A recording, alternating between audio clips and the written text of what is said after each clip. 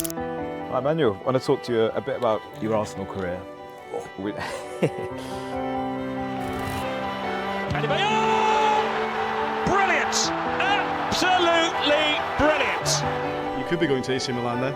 What will we decide next week? They denied me the access to enter the training ground. I was not allowed, which means my car was parked in front of the training ground. Then I realized that, Emmanuel, it's time. You have to go. At that time, it wasn't easy convincing players to come to Manchester City. Man City was coming up with the big funds they had to spend. It was ugly. We knew he was going to score. Adebayor! Well, that is the moment that he has dreamt about.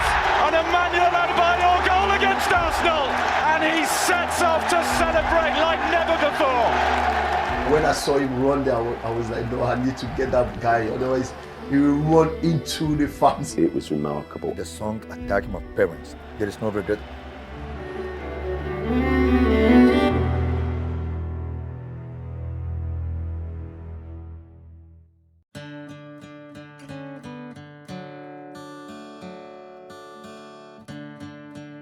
This is Arsenal's second signing. Striker Emmanuel Adebayor arrives from Monaco. Since he has arrived with us, he has been completely fantastic for the team spirit.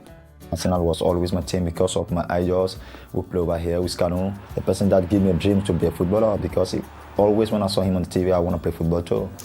It's actually a dream come true because I got a phone call from Arsene Wenger himself, and obviously I was playing in the French league, and getting a chance to play in the Premier League is one of the most beautiful things on earth. So yeah, I didn't resist any 1 second. I just jumped on the plane, went to Arsenal. And the first question I recall asking Arsene Wenger is, am I going to be able to take my Ados number, which is 25?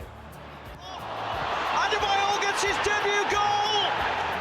My first nickname was Baby Gun. It was a last gasp kind of transfer rush in that January 2006. Theo Walcott at the same time, and Abu Diaby. And then Emmanuel Adebayor almost felt like a bit of an afterthought, actually. £3 million. It's crazy to think that you could then get a striker out of a top club, Monaco, for £3 million. It really needed reinvigoration that season and a bit of a boost towards the running. And those three, I think definitely delivered that. Adebayor! Goal! Arsenal! He's onside. It's Adebayor with a chance to give Arsenal the lead, which he takes. Adebayor's header sails into the top corner. Score against Tottenham and have a good scoring record against Tottenham is always going to endear to the fans and make you one of the fans' favourites. Listen, he was. I don't think you can deny that. I can't remember too many other players improving so much in such a short space of time under Wenger. As a technical player, he just looked so raw. I know he scored, early on in his career, but he missed chances. He looked kind of leggy, awkward. And then his improvement, I think, was remarkable to being a really strong, confident, very intelligent player who would link play.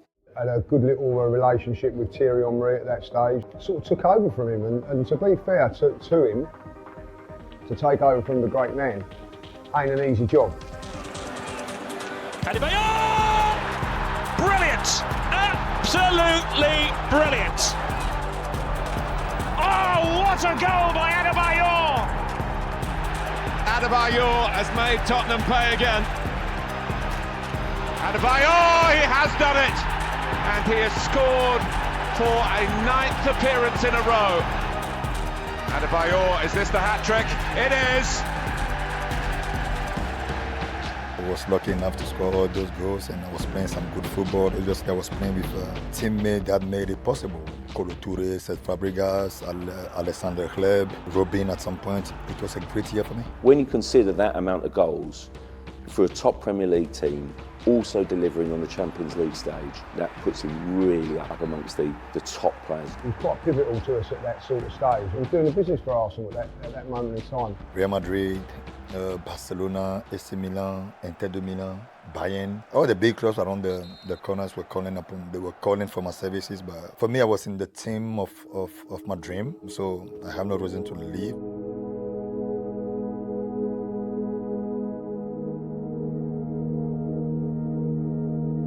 Arsenal's top goal scorer last season walked into a news conference in Vienna ready to face questions about his club future. Would he still be an Arsenal player next season? Everything is good because I'm a footballer. I have a 3-year contract with Arsenal, and as you know, a lot of club are interested in me, in myself, in Adebayor. So at the moment, we're just going to sit down and talk and make it a point next week, and we will decide on what to do.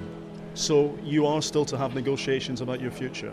At the moment, I told you I have 3 years contract with Arsenal, and I have a lot of club which is interested in me, and we doesn't decide anything yet. We will decide next week. You could be going to AC Milan then? We will decide next week. Whenever you have a season like he had, a lot of teams are coming to get you, so that's up to him and his mind, and how does he feel over there, and I can't talk for him, and I don't know what his choice is going to be. That 2008, I have Pep Guardiola as my wake-up call. He was the one waking me up every morning around 6 in the morning. Emmanuel, please come to Barcelona. I said, I'm not coming. Even though with all the respect I have for Pep Guardiola, what he has achieved, what he has done, he's one of the greatest managers that ever coached in football. But he was calling me every single morning. But I make it clear to him that I'm fine at Arsenal. I do think he was ambitious.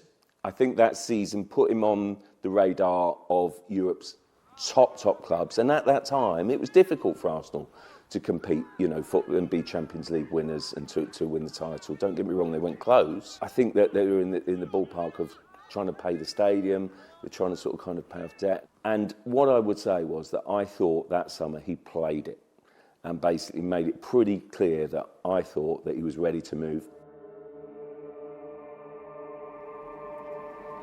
I never thought of leaving the club. One of my friends grabbed an interview, can't remember which company. So they gave him money, they gave me I think £5,000, saying that I said I deserve to be paid as Thierry Henry, and I am the best striker in the world, I am the best striker for Arsenal. If they don't increase my salary, I will leave the club. So I went to the training ground, I heard somebody telling me, Emmanuel, the coach wants to see you. I'm like, okay, cool. Let me just drop my wash bag or whatever. So I dropped the wash bag. In my head, we are going to talk about the season, how it's going to go. And then I was really surprised. I went there, his face was kind of like straight. It's not like that. I'm like, good morning, boss, nice to see you again. Hey, thank you, how are you? I'm like, okay, I'm in trouble.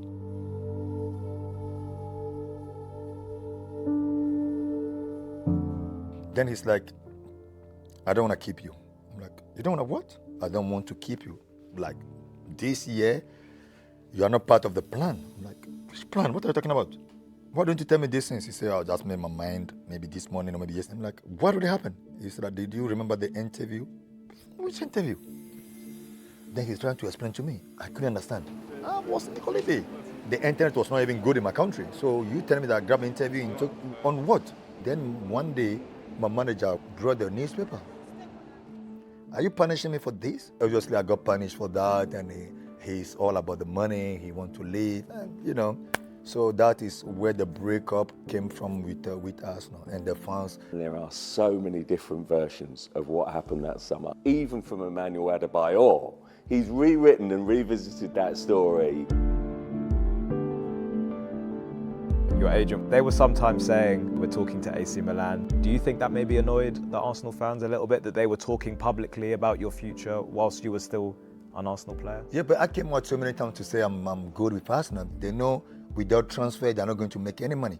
But if the actual person, the main guy is telling you, I'm staying with you, I'm the most important person. Because my manager can come and say, tomorrow we have Barcelona paying you 10 million per month. If I don't want to go, I don't want to go. Breaking news, and Emmanuel Adebayor has put an end to the speculation over his future. He signed a new deal with Arsenal. When I was holidaying, there is a lot of speculation. A lot of people are talking on behalf of Adebayor, which is never me. So yes, I have never said I will leave the club. This club has given me a lot of things. They have given me a chance to be where I am today. I have a family here, Emmanuel Adebayor, Kolo Touré, Alessandro Song, Cesc Fabregas, Thomas Rosicki. These are my family. So every day going to game, I'm singing, I'm dancing. During game, I'm dancing. During warm-up, I'm dancing. Because for me, everything was fun, everything was joy.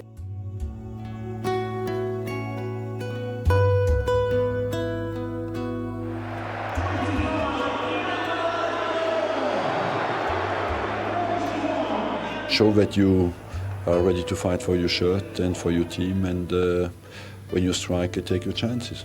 For me, what happened in the summer is already behind me. I get on with everyone apart from the fans. We will never forget what happened, even though I scored a lot of goals. Even home games, they were booing me all the time. I scored goals, they were still booing me. So at some point, the break, I think it was deep. Because one thing I understand is they love me too much. And for them to think one day that Adebayor said this about their team, for them is unforgivable.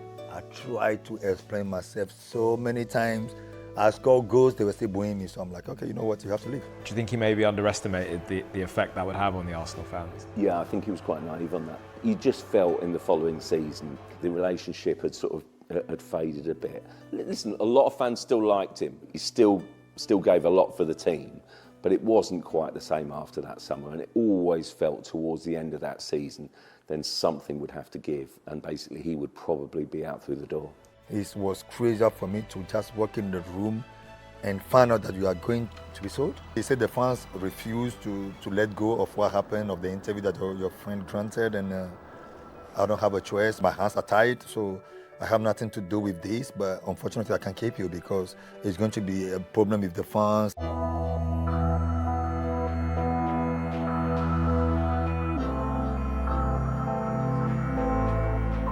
Manchester City's first summer signing won't be their last.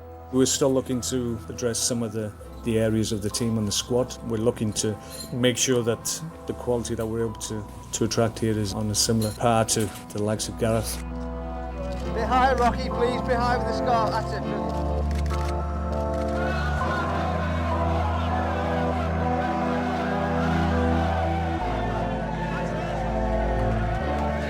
That squad, there were some good emerging young players, so we were looking at, could we take that another step? I think the owner's ambition was to try and create a team that could compete successfully both within the Premier League, the domestic market, and of course in Europe. Probably Carlos Tevez was the big statement signing. Tevez is unlikely to be the last high-profile acquisition at Eastlands before the start of the new season, especially as it's now been confirmed that City have been talking to Arsenal about Emmanuel Adebayor. Yes, I think there's been contact. There's a deal to be done, possibly, but it's not been concluded as we speak. At that time, it wasn't easy convincing players to come to Manchester City because people were not quite sure about the project. Heard about the new owners, they'd heard that maybe they would spend some money, they would try and improve the fortunes of the club. All of those things had to be realised, and so some players were taking a bit of a chance. Emmanuel was obviously at a very, very high level.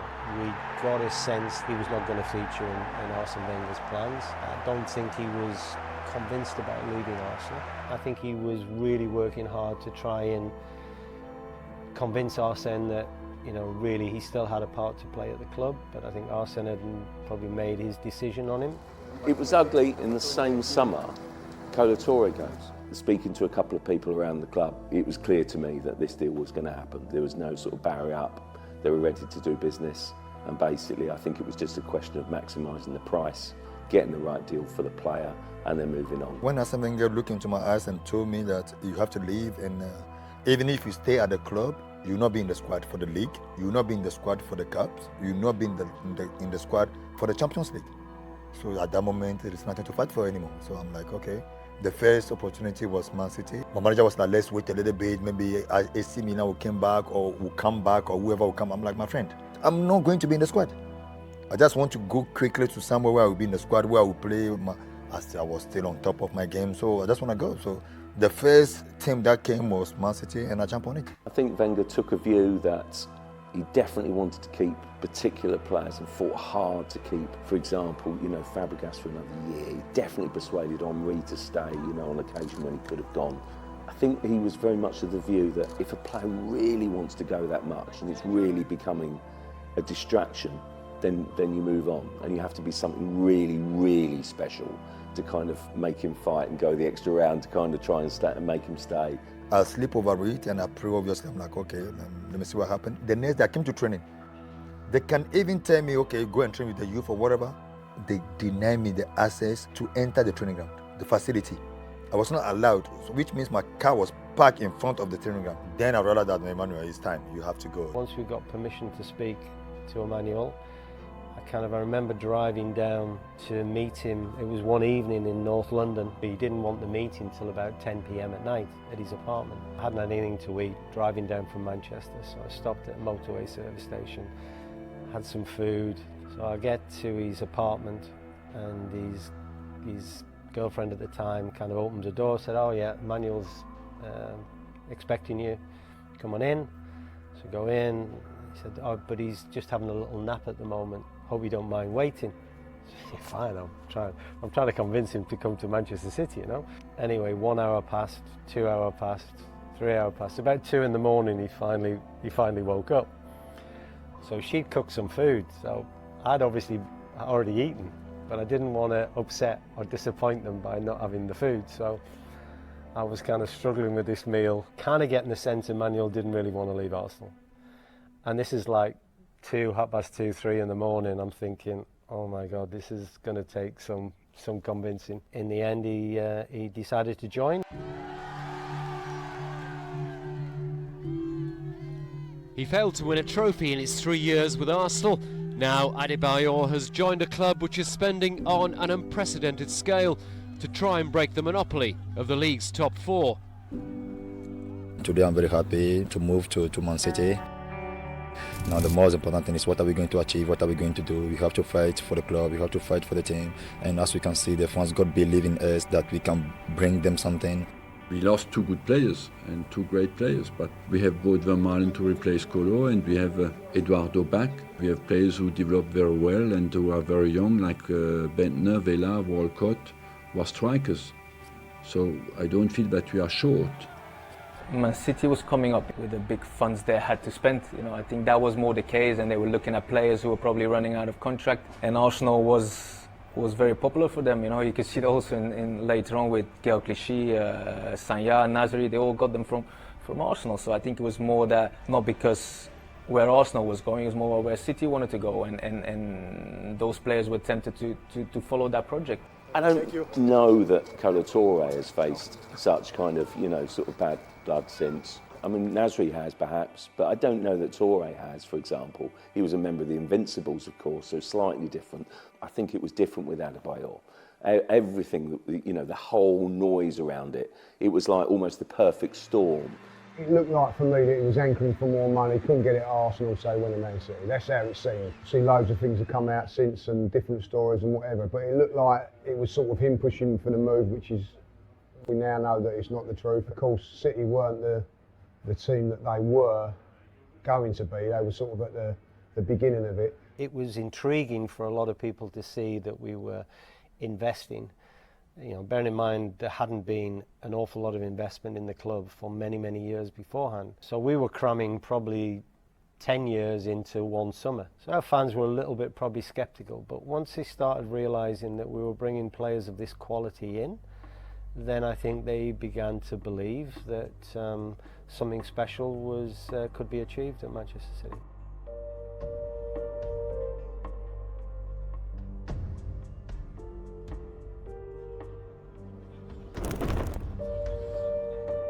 Three wins from 3 for Manchester City.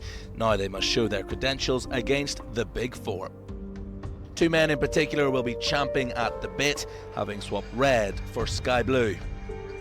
They want to show that even when you leave a club such as Arsenal or one of the top 4 clubs, people think it's a downward step. Well, actually it's not when you come to a club like Man City. The best way to assess a team is to play against them when you have a good impression, a much more objective impression. I believe they are a strong side because they have good players. Everything that we knew about the previews, about going into the game, was about Adebayor.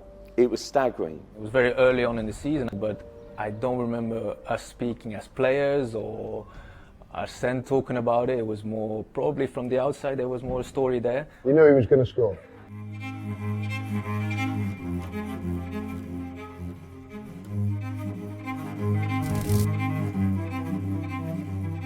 Welcome to the city of Manchester Stadium. Well, the fact that this match has taken top billing this weekend, it tells us all we need to know about the rise of Manchester City. One man who wasn't going to miss this one, though, Emmanuel Adebayor, up against his former club for the first time, certainly enjoying life at his new one. We have to walk across the pitch, come down to the dressing room for the team talk. Arsenal fans were already at the stadium, singing, Adebayor, Adebayor. That's what I hear my names. The original song was Adebayor, Adebayor. Give him the ball and he will score. So that game, they changed the song. They changed the lyrics. Obviously, the song attacked my parents, direct my parents. I'm like, no, I ain't gonna take this. So I have to give something back. That's a good spot by Mark Clattenburg here because Adebayor caught Fabregas late there. Well, Arsenal will feel that perhaps more action should have been taken for this one. In goes Van Persie. Was this a stamp? Only Emmanuel Adebayor knows what he meant to do there. The only thing I regret that day is the stamp on Van Persie, because I didn't have any argument with him before. We didn't have any fight, but it's obviously the momentum, the emotion took over. Adebayor! Well, that is the moment that he has dreamt about, and so too of Manchester City. An Emmanuel Adebayor goal against Arsenal, and he sets off to celebrate like never before. When I score, I don't know. I knew Ade, he never leave things, he really hacked. I do remember the goal because I felt like he was in between me and Galassi. We were not properly marking him, so that was actually going through my mind. Like, of course, you see him celebrating. When I saw that run, and I was thinking, wow. I went left, then I realized that I hear go, then I realized the other side. That's when I did the U-turn. I have to go to them. When I saw him run there, I was like, no, I need to get that guy, otherwise he will run into the fans. When I was going, I can see players telling me, Emmanuel, stop, stop, stop. But there's no break, I couldn't. I've never seen Arsenal fans, be as hostile. I was at the back of it, and then all of a sudden, there was just a rush of people going forward. Couldn't really see no more, it was just carnage going on. It weren't until really you got home, you realised what he'd actually done. When I slide, I open my arms and I close my eyes. And all I can hear is like insult coming towards me, and I can hear noise like things dropping. They throw the chair, they throw phones, battery, water, everything. But nothing was touching me. And I was that close to them. I was like maybe, 5-6 meters? I'm one of the old school fans that, I think you should celebrate. Arsenal fans are giving him stick. He's got every right to give it. It was a little bit out of order in the context of it, but I get it. I've got no animosity towards him for that. Signing for Spurs I do like, you know what I mean, but definitely not that. I don't care what anyone says, it takes your breath away. It was remarkable. It's not something I would do personally, but I can understand the emotions that are in a game. It's not good towards the Arsenal fans, of course, but probably things are going on inside him, and all of a sudden in a game, the emotions just get too much of you. I was happy for him to score. When you leave a club and you play against that club and you score, and you're so happy, you want to really win, and I could feel that that adrenaline was on him, and he needs me, I was as his brother to just support him, really to look after him. Kolo came and said, Emmanuel, what are you doing? I'm like, what did I do? Because I couldn't remember. He said, man, you lost it. I'm like, come on, I just gotta go and that's it. He said, no, you went deep. Okay. I'm very sorry for doing what I have done, and we are all human beings. We have to do a mistake to be better tomorrow. I have done a big mistake today. I haven't seen the incident with Van Persie. Of course, his celebration was not of the biggest elegance, but that's out of my control. I cannot control that. And when I walk inside the dressing room, I remember the doc is like, you have to put something on ice. They are red. I'm like, but they're always red. He said, no, this red is different. This is proper red. A couple of us stopped Fabregas for an interview after the game, and he actually rolled down his sock to show the kind of the battle scars, if you like, from what had happened on the pitch. He was absolutely incensed. This wasn't kind of, a media storm. It was really genuine. There was so much anger and sort of bad will between the two sets of players. This is a question that I always ask myself. How come when Fabregas came back to Chelsea, they boo him fine, but how come there is no song towards his parents? When Robin Van Persie went to Manchester, they boo him fine. How come there is no song towards his parents? Why a black man have to go through all those things? Today we keep talking about kick racism out of the game. But that is racism. You can ban the act of fan, but you have to find a way also to ban the fans. I conducted myself as the best version I could have done, and I couldn't have done it better, because imagine today me regretting that somebody insulted my parents. I couldn't respond, and they are no more with me. It's crazy. Because even in 100 years, Arsenal will still be Arsenal. So my parents are no more. That's the only thing I can do for them. So for me, there is no regret.